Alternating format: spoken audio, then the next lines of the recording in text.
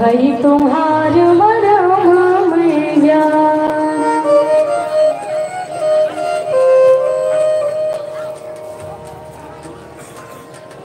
भगवान श्री रामचंद्र जी महाराज और श्री केवट जी महाराज के पावन चारों चरित्र जहां हम आप सबके बीच चर्चा करना चाहते हैं।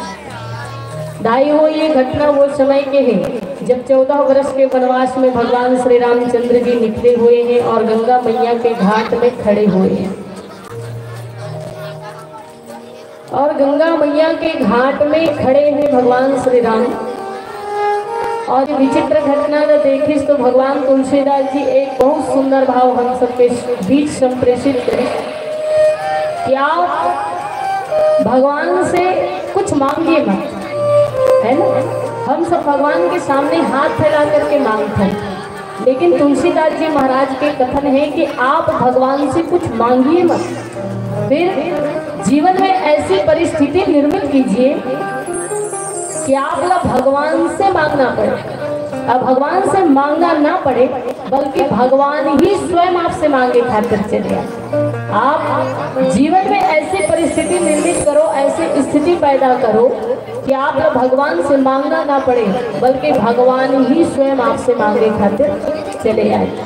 और श्रीमद् रामचरितमानस के ऐसे ही घटना जहाँ एक भक्त भगवान से मांगने की आवश्यकता नहीं पड़ी बल्कि भगवान ही स्वयं वो भक्त से मांगा था। और वो भक्त से भगवान का मांगी मांगी नाओ। भगवान श्री रामचंद्र जी महाराज गंगा मैया के घाट में खड़े होकर के श्री केवट जी महाराज से कुछ मांगा थे दाई।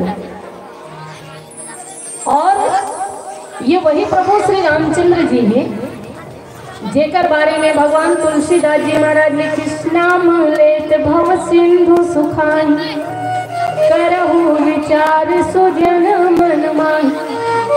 ये वही परमात्मा श्री रामचंद्र जी महाराज हैं जेकर नाम लिए मात्र से भव सिंधु सूख जाए। आम समुद्र सागर के तो बातें को भव समुद्र इतना जेकर नाम की विशेषता है, महत्व है। ये वही भगवान श्री रामचंद्र जी हैं दाता एक राम भिखारी सारी दुनिया, जिनकर बारे में कहे जाते कि सर्व के देने वाला सर्वदाता ईश्वर वो भगवान श्री रामचंद्र जी जो सबके देवैया है। वही भगवान श्री राम के जीवन में ऐसे कौन से घटना घटी, ऐसे का परिस्थिति निर्मित हुई क्यों भी गंगा मैया के घाट में खड़े होकर के श्री केवट जी से कुछ मांगना पड़ी। विचार करके देखो दाई, कितना विचारणीय बात। ये वही भगवान रामचंद्र जी है जिन 34 सुमंत जी कहीं के भी गंगा मैया पार हो सकत रही से।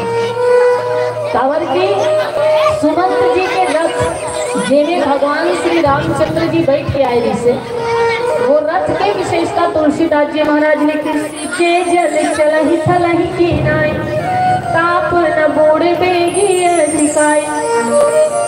तो भगवान श्री रामचंद्र जी महाराज जिन रथ में बैठ के आए रही से, वो रथ की विशेषता ये रही से कि जिन्हा अथाह जल राशि में भी थल की तरह भागे की क्षमता रखी। और गति कैसन, तो जिन गति से भगवान सूर्य के प्रकाश से पृथ्वी में पहुंचते वही गति से भागे की क्षमता वो रथ ले रही से।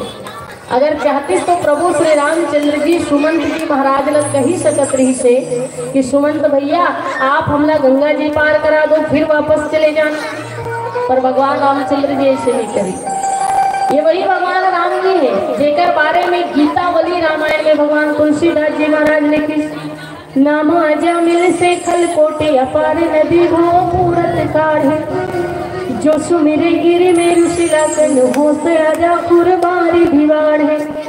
तुलसी जही के पद पंकज ते, तुलसी जही के पद पंकज ते प्रगति तटने जो हरे अघगाढ़ है। ते प्रभु या सरिता तरिवे को मांगत राम करारे है थारे।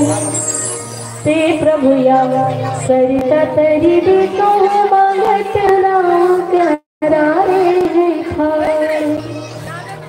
ये वही भगवान है नाम अजामिल जेकर नाम न लेके अजामिल जैसे करोड़ों पापी भाव से पार हो। ये वही भगवान श्री रामचंद्र जी है जेकर लिए समुद्र के अथाह जल राशि गौ के खुर के समान हो जाए। ये वही परमात्मा राम जी है जेकर चरण कमल के नख से स्वयं गंगा जी के उत्पत्ति हो है। जिन चरणन से निक्षि सुर सरि शंकर जटा समाए।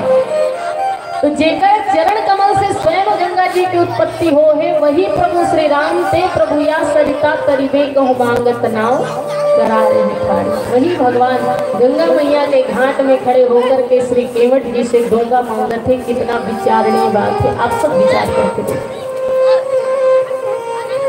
ये वही प्रभु श्री राम हिदाई हो जिन्हें एक बार वामन रूप धारण करके राजा बलि के दरबार में गए। राजा बलि के दरबारी कहे कि हे वामन देवता, आप जैसे संत महात्मा ब्रह्म के ज्ञानी पुरुष दान दक्षिणा करे के अधिकार मोला को राजा दे दे। आप लोग जो चाहिए जितना चाहिए आप लोग से ले लीजिए। वामन जी भगवान कहे कि दरबारी आपकी भावना बहुत सराहनीय है, प्रणम्य है, लेकिन मोला सिर्फ और सिर्फ राजा बलि से मिलना है। दरबारी वामन जी भगवान राजा बलि के दरबार में लेकर के राजा बलि अहंकार से वशीभूत होकर के कहे बोलिए ब्राह्मण देवता आप लगा जाइए। वामन जी भगवान कहे हे राजन मोला मात्र 3 पग भूमिया चाहिए, 3 पग जमीन चाहिए। राजा बलि अहंकार से भर करके कहे महाराज आप ला मांगना ही रही तो पूरा बेटिकरी मांग ले रहते हो, आप ला मांगना ही रही तो पूरा राजनांदगांव मांग ले रहते हो, आप ला मांगना ही रही तो छत्तीसगढ़ भारत देश से मांग ले रहते हो। ये 3 पग भूमिया लाभ काय करूँ महाराज, ये 3 पग भूमिया लाभ काय करूँ। वामन जी भगवान कहे हे राजन मोला तो ये 3 पग भूमिया ही चाहिए। वामन जी की ये बात सुनी राजा बलि तो और अभिमान से भर करके कहे कि महाराज आप जो चाहिए जितना चाहिए नाप लीजिए। वामन जी भगवान एक पग से आकाश और दूसरा पग से धरती नाप दिखाई। एक पग से आकाश और दूसरा पग से धरती नापते हुए कहे कि हे राजन अब ये तीसरा पग है तिलक कहाँ रखूं, तीसरा पांव कहाँ रखूं जी। कहे राजा बलि के अहंकार चूर चूर हो जाते, रोते हुए नैन से अश्रु जल बहाते हुए भगवान के चरण कमल से लिपट जाते और रो रो करके अभिमान रहित हो करके भगवान से हाथ जोड़ करके कहे कि हे ईश्वर अब तो आप लोग देह खाते मोर ये पापी देह के अलावा और कुछ नहीं है, इसलिए आप अपन तीसरा पग मोर शीश में रख दीजिए। तो ऐसे भगवान जिन्हें एक पग से आकाश और दूसरा पग से धरती नाप सकते दाई हो, ओकर लिए गंगा जी ला पार करना कतकी बड़े बात रही सोही। आप सब सोच के विचार के देखो, ओकर लिए गंगा माता ला पार करना कतकी बड़ी बात रही सोही। लेकिन वही प्रभु श्री रामचंद्र ने केवट जी से डोंगा मांगत कि केवट भैया डोंगा लाओ। कितना विचित्र बात है। और भगवान के ये सुंदर चरित्र ला देख करके लोगन मन कहे कि ये चमत्कारी है, ये सर्वशक्तिमान है, ये भगवान है, ये कुछ भी कर सकते, ये परमात्मा ही कुछ भी कर सकते। और ये बिल्कुल सत्य बात है, वो भगवान है, चमत्कारी है, सर्वशक्तिमान है, कुछ भी कर सकते। लेकिन सज्जनों अभी तो वो केवल आदमी के रोल करत है ना, मैनके के अभिनय करत है ना, मनुष्य के अभिनय करत है। अभिनय चरित्र कैसने अभिनय दाई हो। एक जन गांव में सर्कस वाला आ रहा है दाई हो। सर्कस वाला के भालू बीमार पड़ गए। सर्कस वाला गांव के मुखिया सरपंच जी के पास में किस और कहे कि भाई साहब मोर भालू के तबीयत खराब हो गए है, एक जन भालू के अभिनय करने वाला व्यक्ति चाहिए। फोकट में नहीं, 500 रुपये दूँ भाई प्लीज। अब पैसा के लालच में एक जन आदमी तैयार होकर चले गए। सर्कस वाला भालू के सवांगा डिस्टेला पहन डारिश, और जैसे ही भालू के सवांगा पहनिस, सर्कस वाला समस्त जनता जनार्दन के बीच में, पब्लिक के बीच में अनाउंसमेंट करिस दाई हो कि आपने जीवन में कभी नहीं देखा होगा ऐसा सर्कस आपको देखने के लिए मिलेगा।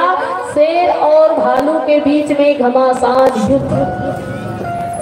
ये बात लग जैसे सुनिस ना भालू के सवांगा पहरे आदमी तो थर थर कांप गए। ये तो मोल बताबे नहीं कर रही से शेर संग में भिड़ना है। और जान बाचे था लाखों पाए, जाने नहीं बाचे तो ये 500 रुपये में का करूँ कहे। ऐसने सोचत रिश्ताई हो। वही बेरा पिंजरा में शेर ललाई। सर्कस वाला पुनः अनाउंसमेंट करिस कि अब आप दिल थाम के बैठ जाइए।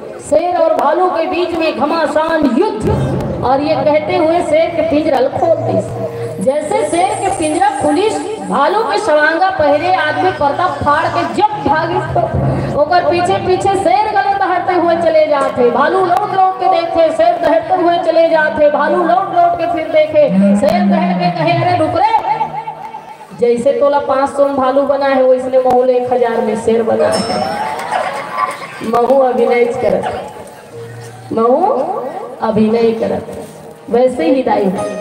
हालांकि भगवान रामचंद्र जी सर्वशक्तिमान है, चमत्कारी है, ईश्वर है, लेकिन अभी तो वो मानव के चरित्र करत है ना, मानव अभिनय करत है। और मैं तो कथूं ये घाट यदि कृष्ण कावेरी के होतीस, सरस्वती के होतीस, तो शायद भगवान राम नहीं आतीस। पर ये घाट माता गंगा के है। गंगा माता के घाट मतलब राम भक्ति जहाँ सुर सरी धारा। भगवान के भक्ति ही माता गंगा जी के धारा है। इसीलिए भगवान के कथा ला गंगा के धारा कहे जाते हैं ना। तो भगवान के भक्ति ही माता गंगा के धारा है। और गंगा मैया के घाट मतलब भक्ति के घाट। और ऐसे भक्ति के घाट में केवट जी महाराज सुबह से लेकर शाम तक, यहाँ से लेकर वहां तक डोंगा चलाते दाई। सुबह से लेकर शाम तक, यहाँ से लेकर वहां तक दिन रात केवट जी महाराज जो है डोंगा चलाते। मतलब केवट जी अपन जीवन के व्यवहार और दूसरा व्यापार, अपन चरित्र और काम। तो केवट जी अपन जीवन के व्यवहार और व्यापार ये दोनों ला परमात्मा के भक्ति के धारा से जुड़े हुए। और जिन भक्त अपन जीवन के व्यवहार और व्यापार ये दोनों ला परमात्मा के चरण से जोड़ ले, ऐसे भक्त ला भगवान तक जाए की आवश्यकता नहीं है, बल्कि भगवान ही स्वयं वो भक्त तक चल करके आते। ये भक्ति के घाट की विशेषता है। और यही कारण है कि केवट जी ला प्रभु राम तक जाना नहीं पड़ी, बल्कि भगवान श्री रामचंद्र जी स्वयं केवट जी तक चल करके आए हैं और केवट जी से निवेदन करत, याचना करत। आज तक केवट जी ला हर कोई आदेश करे रही से, ए केवट ए डहरा, अरे केवटा डोंगा ले डहरलान, लेकिन भगवान श्री रामचंद्र जी आदेश नहीं, याचना करेंगे, हाथ जोड़ करके निवेदन करेंगे, हे केवट जी डोंगा लाइए। बताओ कितना विनम्र है भगवान राम। भगवान राम यहाँ केवट जी से याचना करके ये परिलक्षित करना चाहते हैं कि आदमी चाहे कितना ही गरीब क्यों ना हो, लेकिन अपन अपन चीज के मालिक वो जरूर होते है ना। सब अपन अपन घर के मालिक होते, गरीब ही क्यों ना हो, और जेनो कर चीज ओकर मालिक तो वो स्वयं ही हो। इसलिए केवट जी महाराज से प्रभु श्री राम याचना करिस, क्योंकि केवट जी वो डोंगा के मालिक है। राम जी मालिक दुनिया के भले हो, लेकिन अभी तो नाव के मालिक केवट जी ही है। इसलिए परमात्मा रामचंद्र जी एक श्रमिक के श्रम के सही मूल्यांकन करते हुए भगवान केवट जी महाराज से आदेश लेकर के याचना करी कि केवट भैया डोंगा लाओ। भगवान श्री रामचंद्र जी केवट